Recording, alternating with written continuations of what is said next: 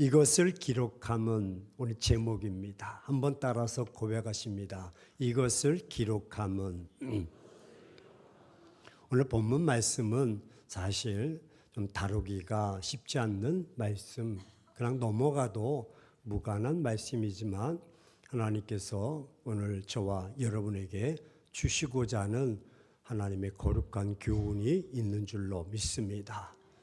요한과 예수님의 제자들은 예수님의 3년 6개월 공생의 기간 동안 예수님께서 하신 모든 일들을 함께 동행하면서 직접 보았습니다.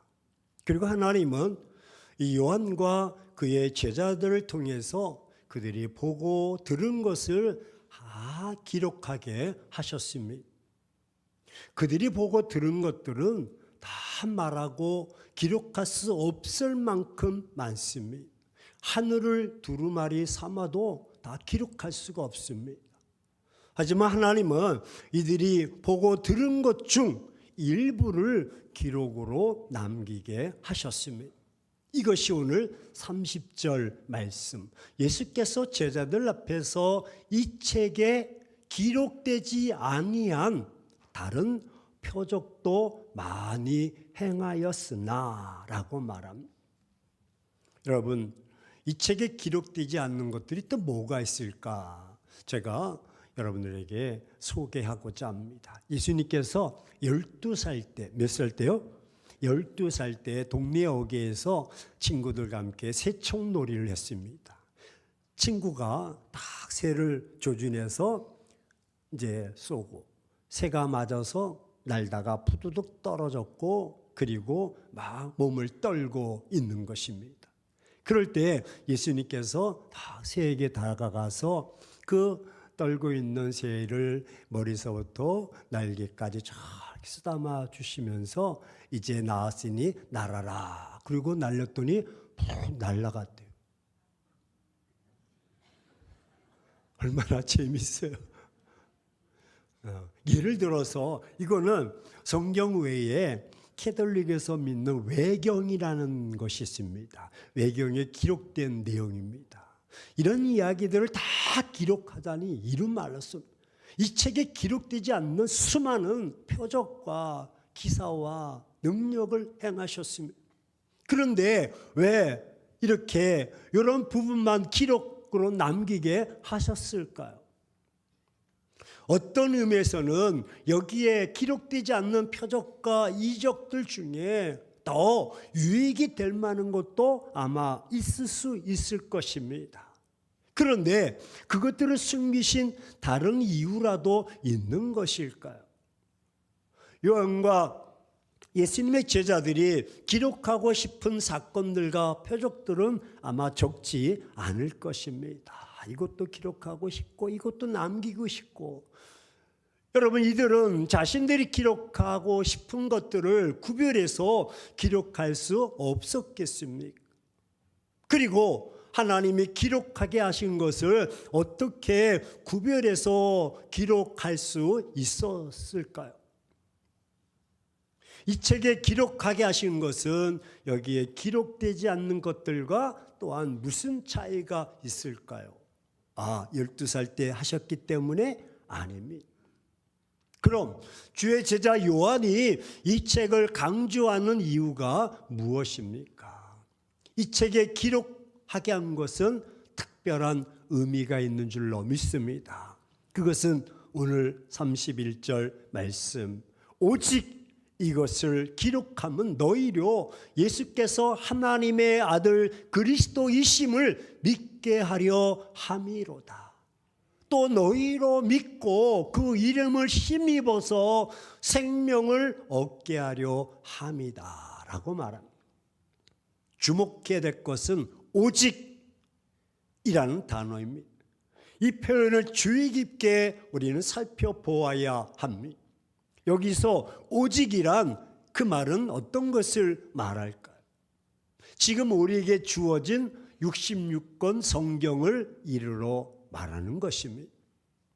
하나님은 우리에게 주신 신구약 성경 66권만이 오직 하나님께서 기록하게 하여 주신 유일한 진리 성경임을 밝히시려는 것입니다.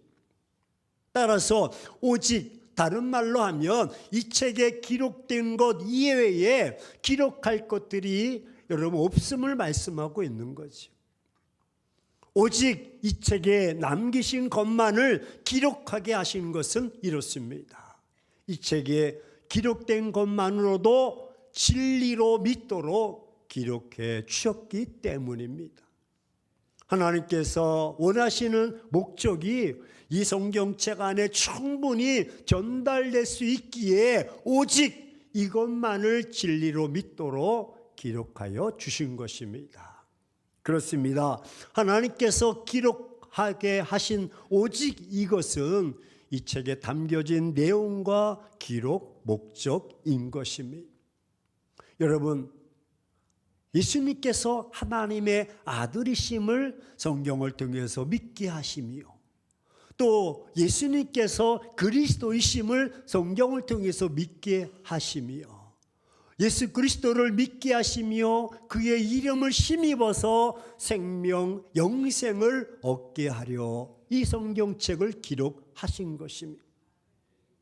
이 책은 하나님의 아들 예수 그리스도이심을 믿음으로 구원에 이르게 하려고 기록하는 데 목적을 둔 것입니다. 철학책, 이념, 사상책도 아닙니다. 그러므로 성경은 이 기록 목적 외에 사용해서는 안 됩니다. 이 책에 기록된 것 외에 다른 어떤 것도 이 책과 동등한 권위를 가질 수가 없습니다. 오직 이 책에 기록된 것만을 믿고 전해야 하는 것입니다. 하지만 21세기 오늘 우리 주변에서 경계해야 될 자들이 많습니다. 왜요? 그들은 성경을 빙자해서 자신의 목적과 이익을 취하려는 악한 이단들이 있습니다. 교주들이 있습니다. 그들의 특징은 이 책에 기록되어진 것들을 잘못 사용하는 자들입니다. 어떻게 성경의 특정 부분만을 쫙 가져와서 강조합니다. 봐라, 이렇게 기록되어 있지 않느냐. 그리고 이 부분이 자신을 지칭한다고 거짓 선동하며 자신이 메시아라고 말을 합니다. 거짓입니다. 잘못된 것입니다. 또한 성경의 어떤 현상이 이 현상이 바로 자신과 관계된 특별한 사건인 것처럼 거짓을 말하는 이단 교주들이 적지 않게 많이 있습니다. 우리는 하나님의 말씀인 성경만을 신뢰해야 될 줄로 믿습니다. 왜냐하면 성경은 오직 예수 그리스도를 통해서 구원을 주시려는 하나님의 목적만이 기록되어져 있기 때문에 그렇습니다. 따라서 성경의 핵심은 창세기서부터 요한계시록까지 하나의 맥이 있다면 그 맥은 예수 그리스도뿐인 것입니다. 여긴 마리아도 아니고 여긴 아브람도 모세도 아닙니다. 오직 초점이 있다면 예수 그리스도십니다. 예수님을 알리고 예수님을 믿게 하려는 것이 성경을 기록한 목적입니다. 따라서 성경대로 믿고 성경대로 신앙해야 구원에 이루고 신앙이 성장되는 것입니다. 성경을 벗어난 자들은 구원과 영생이 없습니다. 오직 성경이 구원에 이르게 하는 지혜를 주시는 줄로 믿습니다. 지금도 성경을 중심으로 예수 그리스도의 구원이 이루어지고 있습니다. 선교사들 열방을 통해서 복음이 전파되는 곳에 영혼들이 돌아오고 있습니다. 하나님은 이 기록되어진 이 책 밖에서는 역사하지 않으십니다. 그래서 우리에게 성경을 주셨고 생각해 보니 큰 은혜인 줄로 믿습니다. 성경은 성도들이 세상에서 생활할 때에 삶이 지치고 고달플 때에 앞길을 알 수 없을 때에 하나의 기준이 되고 삶의 나침판이 되어 주십니다. 이 성경 속에는 하나님의 생각이 담겨져 있고 하나님의 마음과 뜻과 계획이 다 포함되어 있습니다. 하나님을 만나는 것이고 하나님의 깊은 섭리와 경륜을 깨닫게 되는 거예요. 그래서 성경 우리가 바이블이라고 말합니다. 이 말은 말이라는 뜻입니다. 후대에 와서 이 책을 성경이라고 고유명사로 사용하게 되었습니다. 이 성경 안에는요, 말씀이 가득 되어 있어요. 헬라어로 로고스라고 하는데 이 로고스는 예수와 동격인 것입니다. 그래서 성경의 모든 주제, 정신, 핵심 주제는 오직 예수 그리스도십니다. 중세 기독교인들은 하나님께서 이 성경을 주신 것에 있어서 너무너무 감사했습니다. 이 성경의 주체가 되시는 예수님이 오시기를 간절히 고대하면서 마음으로 대강절 기간에 성서주의를 제정해서 기념하게 되었습니다. 성경은 구약 39권, 신약 27권, 도합 66권 신구약으로 되어 있습니다. 그리고 1189장으로 되어 있고 31,173절로 되어 있습니다. 그렇다면 여기서 넌센스 퀴즈를 드립니다. 이 두꺼운 성경은 모두 몇 자로 되어 있을까요? 예, 2자, 성경. 하지만 66,490글자로 형성되어 있는데 목사님, 그 확실합니까? 모릅니다. 저도 자료에 근거해서 말씀드립니다. 한번 시간 되신 분들은 꼬박꼬박 한번 적어보십시오. 이 성경이 우리 손에 주어지기까지는 이처럼 몇 가지 특징이 있습니다. 여러분, 얼마나 귀한지 몰라요. 성경이 기록되는 데는요, 무려 1500년 동안 기록했다는 것입니다. 몇 년이요? 여러분, 100년 전만 해도요, 사상이 달라요. 근데 100년이 아니라 1500년 동안 신구약 66권을 집대성하기 위해서 기록하는데 1500년 동안 무려 저자가 40여 명이나 붙어서 기록하고, 대단한. 더욱이 이 40여 명의 기자가 서로 다른 시대에 살면서 기록을 했다는 것입니다. 서로 다른 표현과 이념과 논리와 삶의 특징, 상이점을 가진 채 말입니다. 아니, 부부도 같지 못하는데 마음이 같을 수 없을 수도 있는데 그 성경을 무려 1500년 동안 얼굴도 모르는 저자 40명이 동일하게 기록했는데 초점은 예수 그리스도다. 이 성경이 가지는 근본 주제나 목적은 예수 그리스도의 구속사를 통한 구원에 초점이 맞춰져 있다는 것입니다. 광범위한 내용을 가지고 있습니다. 주제나 구심점이 다 통일되어 있습니다. 누구에게? 예수 그리스도에게. 구속사역의 한 가지 주제로 통일되어 있다는 것은 성령의 놀라운 은혜요 특징인 것입니다. 따라서 이 말은 성경이 인간적인 작품이 아닌 성령의 계시와 감화로 쓰여진 줄로 믿습니다. 어떻게 사람이 1500년 동안 이것을 할 수가 있겠어요? 누군데 살아 있었겠습니까? 저자 40명이 한 뜻을 가질 수 있겠습니까? 사람의 힘으로 아닙니다. 이 성경의 신비한 것은 이 책이 2000년 전부터 무려 BC 3500년 전까지 3500년 전까지 이 사건을 다루고 있는 거예요. 얼마나 놀라운 일인지 몰라요. 이 성경책을 다 정리하기 위해서 그 시대의 역사나 문화가 다 변화가 있었습니다. 그 사이에 얼마나 많은 인류가 지나가고 문화가 변하며 문명이 진화되었습니까?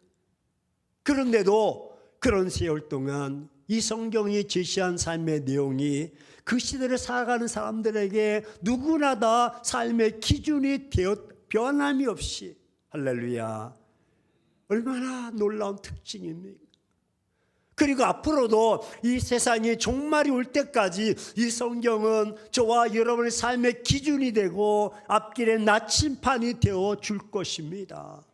성경은 삶의 기준이 되는 책이기에 성경의 특징 감사한 거예요. 더욱이 성경 속에는요, 수도 없이 많은 사람들이 여러분 예언이 기록되어 있고, 예언 중에는 이미 오래전에 이루어진 것도 있고 지금도 이루어지고 있고 앞으로도 오랜 동안 이룰 수 있는 내용들이 기록되어 있어서 성경은 또한 예언의 책이기도 합니다. 성경은 이미 예언된 내용들은 하나도 빠짐없이 다 이루어졌다고 강조합니다. 예언들 중에는 소망이 이루어지는 내용도 있고요, 앞으로 심판을 경고하는 내용도 있고요, 종말에 대한 예언도 있고, 다시 오시마 약속하신 주님의 재림에 대한 약속도 기록되어 있습니다. 이 모든 예언들은 다 이루어질 것입니다. 이것이 바로 성경의 약속인 것입니다. 이 세상에서 가장 많이 출판하는 책이 바로 성경책입니다. 이 세상에서 가장 많이 팔리는 책도 성경책입니다. 지난해 우리나라 성서공회가 반포한 성경이 171만 2천 부가 발행이 인쇄가 되었습니다. 170만 부, 어마어마한 것입니다. 그리고 이 성경을 만들어 세계에 수출한 반포수가 126개 언어로 105개 나라에 368만 9천 부가 수출이 되었습니다. 그리고 새해 수출할 수출액만 해도 엄청난 415만 부가 이제 약속이 되어 있고 수출하게 되었습니다.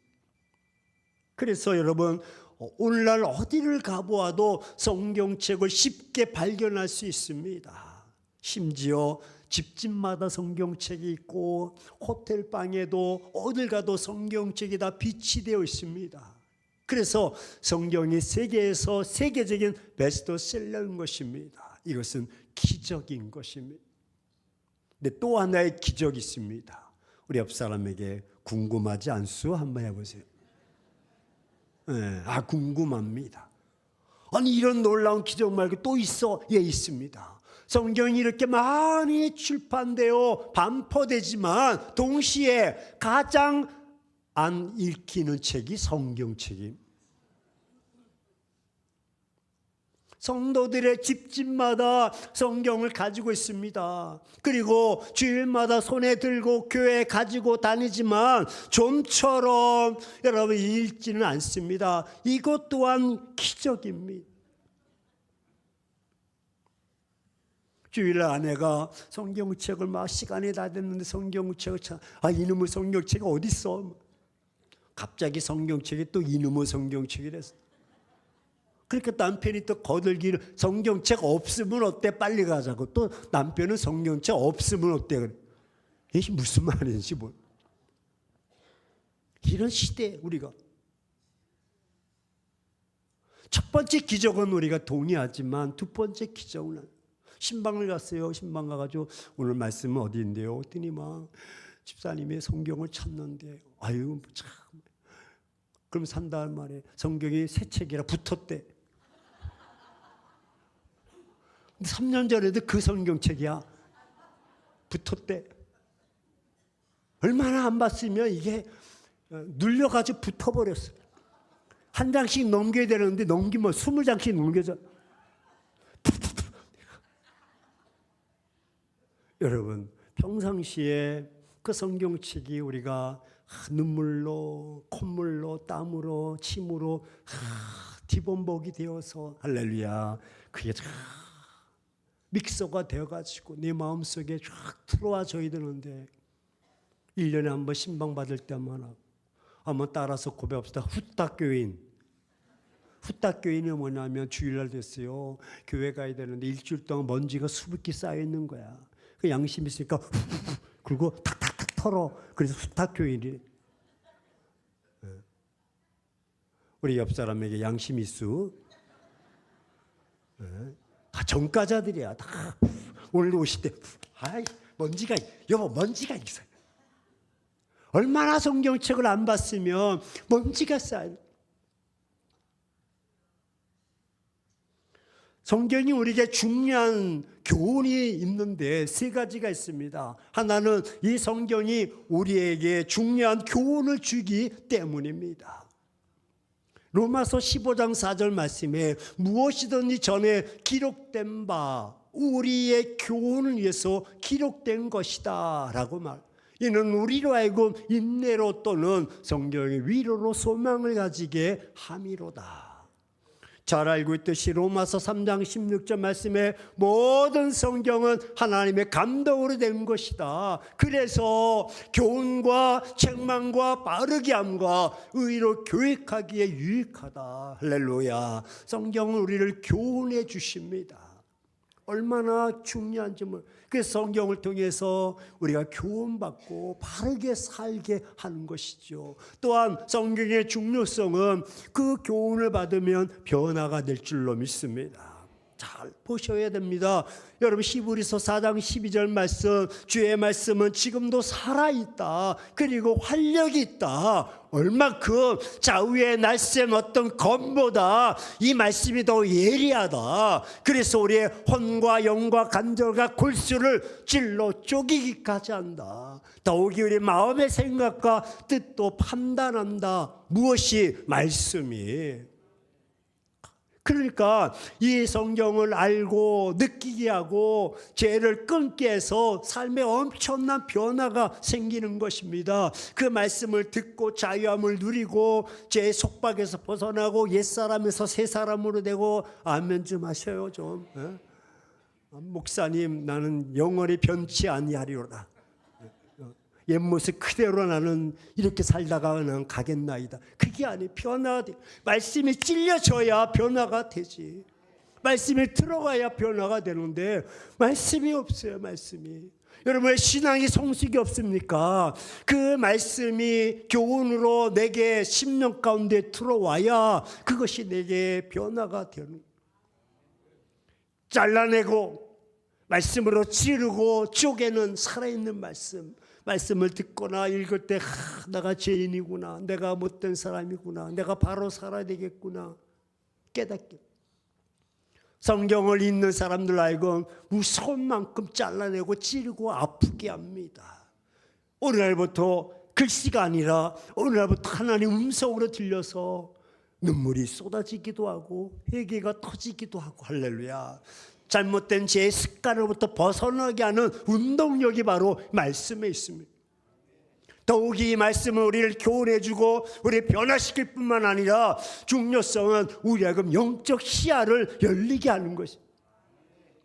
하나님께서 나를 통해서 하시고자 하는 거룩한 뜻을 알게 하십니다. 그래서 요한일서 5장 13절에 너희에게 이것을 쓰는 것이 이유가 있다. 이는 너희라 하여금 너희에게 영생이 있음을 알게 하려 함이로다. 더욱이 오늘 5장 39절 말씀에 너희가 성경에서 영생을 얻는 줄 생각하고 성경을 연구하거니와 이 성경이 곧 내게 대해서 증언한다라고 말씀하고 있습니다. 이 말씀은요 영감으로 쓰여져 있기 때문에 새로운 세계에 이제 말씀을 쫙 접하고 읽고 들으면요 내가 보는 안목에서 벗어나서 하나님이 보여주는 시각이 있어서 그건 실족하지 않을 줄로 믿습니다. 따라서 성경의 중요성은 우리로 하여금 교훈을 주시고 세임을 주시되 교훈을 통해서 변화되게 하시고 영적으로 눈을 뜨게 주실 줄로 믿습니다. 사랑하는 행복한 교회 성도 여러분, 성경은 성도들이 세상에서 생활할 때 우리가 살아갈 때 하나의 기준이 되고 나침판이 됩니다. 성경 속에는요 하나님의 생각과 마음과 뜻이 계획이 다 포함되어 있습니다. 이 성경 안에는 말씀이 가득 들어 있습니다. 이것이 성경의 특징이요 예언의 말씀이 다 이루어졌기 때문에 성경은 약속인 것입니다. 더 나가서 여러분 성경은 영감으로 쓰여져 있습니다. 가장 소중한 기준서 내 힘과 결단이 발생되는 이 말씀이 하나님 성령의 감동으로 쓰여졌기 때문에 우리의 삶에 교훈을 주시고요 우리 인생을 변화시켜 주시고요, 우리에게 영적인 눈을 뜨게 주시는 것입니다. 그래서 성경책은 예절의 신기한 책입니다. 성경의 중요성, 영적 눈을 뜨기에 주기 때문입니다. 우리 좌우 사람에게 영적인 눈을 좀 뜹시다. 한번. 사랑하는 행복한 교회 성도 여러분, 오늘은 우리가 전 세계에서 가장 많이 팔린 베스트셀러가 된 성경을 가지고 이제는 후딱 교인이 아니라 이제는 가슴에 품고 마음에 품고 여러분 삶에 적응하며 나아갑시다. 성경은 하나님의 말씀입니다. 나를 거듭나게 하고 내게 새 힘을 주시고 변화시키게 하셔서 진정한 그리스도인으로서 살게 주십니다. 변화의 책이요, 영적인 시각이 열려지는 것입니다. 목사님, 나는 이렇게 믿음이 안 자라. 그렇죠. 잘할 수가 없어요. 왜? 성경을 접하지 않으니까. 성경을 읽고 듣고 말씀을 묵상해야 내가 교훈받고 그것을 통해서 내가 치유되고 내가 변화되면 옛사람은 사라지고 믿음의 사람으로 믿음의 분량까지 성장하게 되는 것입니다. 그래서 성경은 내 인생의 나침판이요, 성경은 내 삶의 기준이요, 내 삶의 가이드 안내자가 되는 것입니다. 이제 성경책 없으신 분들은 한번 성경책 들어보세요. 어떤 분은 핸드폰 들으시더라. 이 안에 다 있어요, 목사님. 이거 한 5만 원이면 우리 1층 사무실에서 팝니다. 내 이름으로 성경책이 없다면 하나 구입하시고, 더 좋은 것이 있으면 서점에서도 팝니다.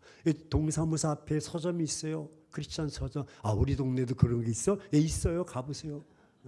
사서 보셔서 정말 여러분이 거기에 땀이, 눈물이, 콧물이, 침이 막 묻어져 있어서 한 절 한 절 그동안 몰랐던 말씀들이 쫙 들어와서 신앙의 성숙 변화가 생기고 영적인 안목이 열려서 하나님 나와 함께 하심을 깨닫고 나갈 때에 역동적인 믿음의 성숙과 힘이 있는 줄로 믿습니다. 이 세상을 어떻게 살아가겠습니까? 내 힘으로 안 됩니다. 하나님의 말씀인 줄로 믿습니다. 그 말씀을 앞세우고 그 말씀과 함께 나갈 때에 우리 힘있는 삶을 살아가게 될 줄로 믿습니다.